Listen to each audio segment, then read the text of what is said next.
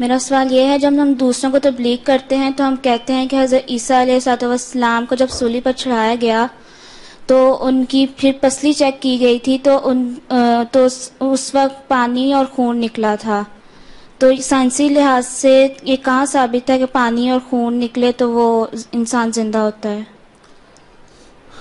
پہلے سائنس پڑھو نا، پھر تمہیں پتہ لگ جائے گا.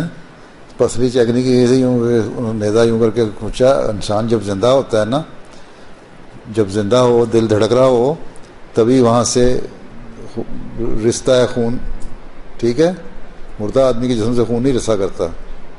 ٹھیک ہے، جب وہ سپاہیوں نے نیزہ یوں کر کے پھیرا ان کے جسم پہ تو وہاں سے خون نکلا، ساتھ ہلکا سا پانی جیسا بھی تھا. تو اس سے ثابت ہوا کہ وہ زندہ تھے. اور اس کے بعد اس کو ثابت ہوا کہ ان حواریوں نے اس کے بعد پھر مزید ثبوت یہ ہے کہ ان کو ایک تہہ خانے میں رکھا، کمرے میں رکھا.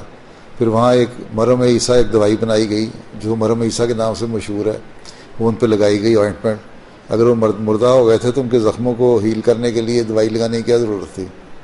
ٹھیک ہے، تو سائنسی طور پہ یہ ثابت ہے کہ انسان زندہ ہو تو تبھی خون نکلتا ہے، نہیں تو نہیں نکلتا.